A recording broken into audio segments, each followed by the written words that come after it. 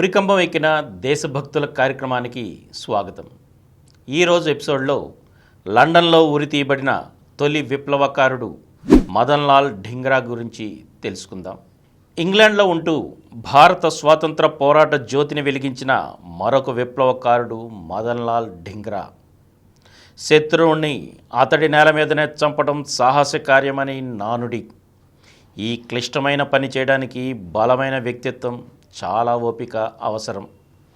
ఇంగ్లాండ్లో ఉంటూ ఒక ప్రముఖ ఆంగ్లేయ అధికారిని చంపి తన ధైర్యాన్ని చాటుకున్నాడు మదన్ లాల్ ఢింగ్రా. 1887లో పంజాబ్లోని అమృత్సర్ జిల్లాలో ఒక గౌరవనీయ సంపన్న కుటుంబంలో మదన్ లాల్ జన్మించాడు. అతని తండ్రి సాహిబ్ దిట్టమల్ గురుదాస్పూర్, హిస్సార్లోని ప్రభుత్వ ఆసుపత్రిలో వైద్యుడు.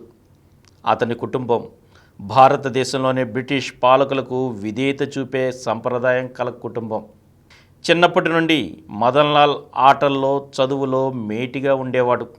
ప్రాథమిక విద్యాభ్యాసం లాహోర్లో పూర్తి చేసి BA పంజాబ్ విశ్వవిద్యాలయంలో చదివాడు. కొంతకాలం పాటు కాశ్మీర్లోని ప్రభుత్వ విభాగంలో పనిచేసి మరికొన్నాళ్ళు సిమ్లాలో పనిచేశాడు. చాలినంత ధనం సంపాదించి ఉద్యోగానికి రాజీనామా చేసి 1906 జూన్ నెలలో ఇంజనీరింగ్ చదవడానికి ఇంగ్లాండ్ వెళ్ళాడు. లండన్లోని యూనివర్సిటీ కాలేజ్ ఆఫ్ ఇంజనీరింగ్లో చేరాడు. ఇంగ్లాండ్లో ఉండగా అతనికి శ్యామ్జీ కృష్ణవర్మ, వీర సావర్కర్ వంటి విప్లవకారుల పరిచయం ఏర్పడింది. వర్మ గొప్ప దేశభక్తుడు. ఆయన ఇంగ్లాండ్లో భారతీయ విప్లవోద్యమ కేంద్రమైన ఇండియా హౌస్ని స్థాపించాడు. వీర సావర్కర్ ఈ ఇండియా హౌస్లోనే ఉండేవాడు. ఢింగ్రాకు ఇండియా హౌస్ గురించి తెలిసింది. ఒకరోజు ఉత్సాహవంతులైన యువకుల సభలో సావర్కర్ ప్రసంగిస్తుండగా మదన్ అక్కడికి వెళ్ళాడు. సావర్కర్ చాలా మంచి వక్త. ఆయన భారతదేశ దయనీయ స్థితిని వర్ణిస్తున్నాడు. అతడి ఉపన్యాసం ఢింగ్రా మనసుపై చెరిగిపోని ముద్ర వేసి అతనిలో దేశభక్తి భావనలను రగిలించింది. ఆ రోజు నుండి సావర్కర్కు ఢింగ్రా అభిమానిగా మారాడు. అతడిని ఆరాధిస్తూ అతడి ఉపన్యాసాలను ఆసక్తిగా వినేవాడు. మదన్ లాల్ ఢింగ్రా కూడా ఇండియా హౌస్లో సభ్యుడయ్యాడు. ఒకరోజు వీర సావర్కర్ అతడి ధైర్యాన్ని పరీక్షించాడు. ఆయన మదన్ 2 చేతుల్ని చాపమన్నాడు. అతడి చేతులు చాపగానే సావర్కర్ ఒక పెద్ద సూదిని అతని అరచేతిలో గుచ్చాడు. రక్తం చివ్వున చిమ్మింది, కానీ మదన్ లాల్ చెల్లించలేదు. అది చూసిన సావర్కర్ చాలా సంబరపడ్డాడు. అతని కళ్ళు నీళ్లతో నిండగా మదన్ను కావలించుకున్నాడు. ఆ రోజుల్లో అటువంటి పరీక్షలో గెలిస్తేనే విప్లవకారుల పార్టీలో చేర్చుకునేవారు. మదన్ లాల్ ఢింగ్రా ఆ పరీక్షలో నెగ్గి ఇండియా హౌస్లో జరిగే సభలు, సమావేశాల్లో పాల్గొనడం మొదలుపెట్టాడు. 1908 మే 10వ తేదీన ఇండియా హౌస్లో మొదట భారతీయ విప్లవం 1857 యొక్క స్వర్ణోత్సవాలు నిర్వహించారు. ఆ సందర్భంగా ఉత్తేజపరిచే ఉపన్యాసాలు ఏర్పాటు చేసి భారతీయ జెండా ఎగురవేశారు. ఢింగ్రా కూడా ఆ వేడుకల్లో పాల్గొన్నాడు. ఆ సందర్భంలో 1857 స్మృతి చిహ్నాలు తయారు చేసి గొప్ప విప్లవకారుల జ్ఞాపకార్థం వేడుకలో పాల్గొన్న ప్రతి ఒక్కరూ ధరించారు. మర్నాడు ఆ చిహ్నాన్ని ధరించి కళాశాలకు వెళ్ళిన ఢింగ్రాను ఇంగ్లీష్ విద్యార్థులు వ్యతిరేకించారు. వారు దాన్ని లాగివేయడానికి యత్నించగా అతడు వారితో గొడవ పడ్డాడు. వీర సావర్కర్ ఆలోచనలు, సిద్ధాంతాలతో ప్రభావితుడైన ఢింగ్రా భారతీయ విప్లవకారులతోనూ, ఐర్లాండ్ విప్లవకారులతోనూ సంబంధం ఏర్పరచుకున్నాడు. బ్రిటిష్ నిఘా సంస్థలో ఢింగ్రా పేరు కూడా నమోదైంది. ఇంగ్లీష్ వారికి వ్యతిరేకంగా కార్యక్రమాల్లో పాల్గొనడం ప్రారంభించగానే బ్రిటిష్ ప్రభుత్వం అతడి కుమారుణ్ణి విప్లవకారులకు అనుకూలంగా పనిచేయడం ఆపించమని మదన్ తండ్రికి ఉత్తరం రాసింది. మదన్ లాల్ ఢింగ్రా తండ్రి కొడుకుని విప్లవ కార్యక్రమాల్లో పాల్గొనవద్దని అనేక లేఖలు రాశాడు. కానీ అవి ఢింగ్రాపై ఎలాంటి ప్రభావం చూపలేదు. సావర్కర్ అన్న గణేష్ దామోదర్ సావర్కర్ని అంతా బాబారావు సావర్కర్ అని పిలిచేవారు. అతడు కూడా విప్లవకారుడు. అతడిని బ్రిటిష్ ప్రభుత్వం అరెస్టు చేసి జీవిత ఖైదు విధించి అండమాన్ జైల్లో ఏకాంతవాస శిక్ష విధించింది. సాధారణంగా నేరస్తులు సమాజానికి హాని చేసేవారు, హంతకులు, దోపిడీదారులు అయితేనే అండమాన్ జైలుకు పంపేవారు. కానీ బ్రిటిష్ వారు భారత స్వాతంత్ర సమరవీరులకి అటువంటి శిక్షలు విధించేవారు. బాబారావు సావర్కర్ అరెస్ట్ ఢింగ్రా మనసుని అశాంతికి గురిచేసింది. బ్రిటిష్ పాలకుల అన్యాయాల పట్ల ఆగ్రహంతో అతడు ఒక తుపాకీ కొని కాల్చడం సాధన చేయసాగాడు. ఆ రోజుల్లో కొన్ని కరపత్రాలు ప్యారిస్ నుండి వచ్చి లండన్లో పంపిణీ అయ్యేవి.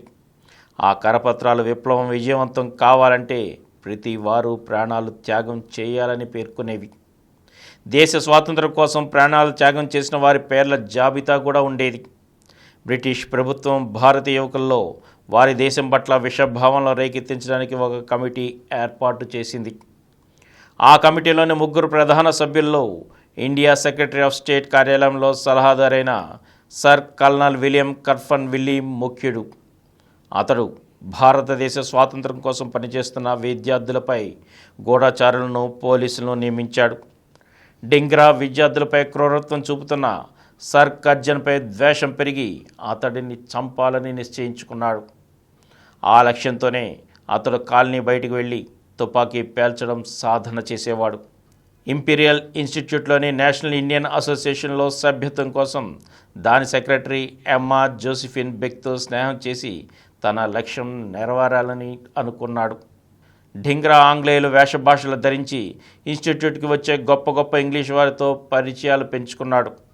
బ్రిటిష్ పోలీసులు ఇండియా హౌస్పై కన్నేసి ఉంచారు. కొద్ది కాలం తర్వాత బ్రిటిష్ ప్రభుత్వం ఇండియా హౌస్ని మూసివేయమని ఆదేశించగా ఢింగ్రా బయటికి రాక తప్పలేదు. కొద్ది రోజుల తర్వాత అంటే 1909 జూలై 1న నేషనల్ ఇండియన్ అసోసియేషన్ వార్షికోత్సవ వేడుకకు సర్ కర్జన్ అతిథిగా పాల్గొంటాడని డింగ్రాకు తెలిసింది. 1909 జూలై 1న సర్ కర్జన్ ఇంకా అడికాంగ్ అనే భారతీయ మంత్రి ఇన్స్టిట్యూట్లోని జహంగీర్ హాల్లో 2 వ్యక్తులతో మాట్లాడుతున్నారు. ఢింగ్రా సర్ కర్జన్ సమీపానికి వెళ్ళి జేబులోంచి తుపాకీ తీసి అతి దగ్గరగా అతడిని కాల్చాడు. సర్ కర్జన్ పెద్దగా అరిచి నేల మీద పడిపోయాడు. ఢింగ్రా అతన్ని మరో 2 సార్లు కాల్చాడు. జనం భయపడిపోయారు. కోవజీ లాల్కాకా అనే పాసి వైద్యుడు సర్ కర్జన్కు సహాయపడేందుకు వచ్చి ఢింగ్రాను పట్టుకోబోయాడు. ఢింగ్రా ఆత్మరక్షణ కోసం అతన్ని కాల్చగా కోవజీ కూడా నేలపై పడిపోయాడు. సర్ కర్జన్ నేలపై చచ్చిపడి ఉన్నాడు. కొద్ది రోజులకు ఆసుపత్రిలో కోవజీ కూడా మృతి చెందాడు. అందరూ అవాక్కయ్యారు. కానీ డింగ్రా ప్రశాంతంగా సంతృప్తిగా ఉన్నాడు.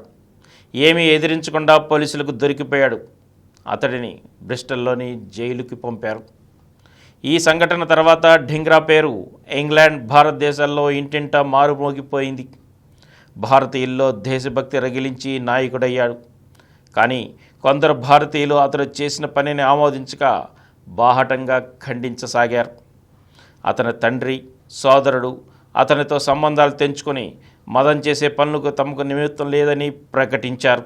డింగ్రా చర్యను ఖండిస్తూ భారతీయ సమాజంలోని సభ్యుల బృందం ఒక సమావేశం ఏర్పాటు చేయాలనుకుంది. డింగ్రా స్నేహితులు సావర్కర్కు ఈ విషయం తెలిసి ఆగ్రహోద్రయ్యారు. ఒక ధైర్యవంతుడైన భారతీయ యువకుడు మాతృభూమి కోసం ప్రాణాలకు తెగించి సాహస కార్యం చేస్తే ఈ భారతీయులు దాన్ని ఖండిస్తామంటున్నారు. ఇది చాలా అవమానకరం, సిగ్గులేని పని. డింగ్రా చర్యను ఖండించే తీర్మానం వ్యతిరేకించి తీరాలని నిర్ణయించారు. 1909 జూలై 4వ తేదీన డింగ్రా చర్యను ఖండిస్తూ కాక్స్టన్ హాల్లో సమావేశం జరిగింది. సర్ ఆగాఖాన్ సభకు అధ్యక్షత వహించాడు. ఆ సమావేశంలో బిపిన్ చంద్రపాల్, సర్ సురేంద్రనాథ్ బెనర్జీ కూడా ఉన్నప్పటికీ వారు మౌనంగానే ఉండిపోయారు. వక్తలందరూ తమ అభిప్రాయాలను వెలిపించిన పిదప సర్ ఆగాఖాన్ ఈ తీర్మానం ఏకగ్రీవంగా ఆమోదించబడింది అనవచ్చా అని అన్నాడు. చటుక్కున ఒక మూల నుండి వీర సావర్కర్ లేచి నిలబడి గంభీర స్వరంలో నేను ఆ తీర్మానం బలంగా వ్యతిరేకిస్తున్నానని అన్నాడు. అప్పుడు ఒక ఆంగ్లేయుడు లేచి నిలబడి చూడు ఆంగ్లేయుడి చేతి దెబ్బ ఎంత సూదిగా ఉంటుందో అంటూ సావర్కర్ని బలంగా గుద్దాడు. వెంటనే దగ్గరలో నిలబడి ఉన్న ఒక భారతీయుడు చూడు భారతీయ గద దెబ్బ ఎలా ఉంటుందో అంటూ చేతిలోని హాకీ స్టిక్తో తల మీద మోదాడు. సభలో గందరగోళం చెలరేగి తీర్మానం ఆమోదించకుండానే చెల్లాచెదురైంది. డింగ్రాపై సర్ కర్జన్ హత్యా నేరంపై కోర్టు విచారణ జరిపింది. అతడు అణగదొక్కే పాలన యొక్క ప్రతినిధిని చంపి స్వాతంత్ర పోరాటంలో తన వంతు కృషి చేశానని నమ్మాడు. జూలై 10వ తేదీన కోర్టులో ఢింగ్రా ఒక ప్రకటన చేశాడు. ఇంగ్లాండ్ను ఆక్రమించడానికి జర్మనీకి హక్కు లేనట్టే భారతదేశాన్ని ఆక్రమించడానికి బ్రిటిష్ వారికి హక్కు లేదు. ఆంగ్లేయులకు మన దేశాన్ని పాలించే హక్కు లేదు. వారు మన దేశంలో అత్యాచారాలు చేసి అపవిత్రం కావిస్తున్నారు. మన దేశాన్ని విముక్తం చేయడానికి నేను కర్జన్ విలీని కాల్చి చంపాను. నేను అతన్ని కాల్చడం వల్ల ఏ నేరము ఏ పాపము చేయలేదు. నా కర్తవ్యాన్ని మాత్రం నిర్వర్తించాను. ఒక ఆంగ్లేయుడిని చంపానని నాకు తెలుసు, కానీ అది ఎంతోమంది ప్రజలను ఉరితీసి యావజ్జీవ కారాగారానికి పంపిన ఆంగ్లేయులపై ప్రతీకారం తీర్చుకోవడానికే నేను అది చేశాను. నా దేశానికి అన్యాయం చేయడం దేవుణ్ణి అవమానపరచమని నా ప్రగాఢ నమ్మకం. దేశాన్ని ఆరాధించడం రాముణ్ణి పూజించడంతో సమానం. దేశ సేవ కృష్ణ భగవానుడికి చేసే సేవతో సమానమని అన్నాడు. ఢింగ్రాను సెషన్స్ కోర్టుకు పంపి అక్కడ ఉరి శిక్ష విధించారు.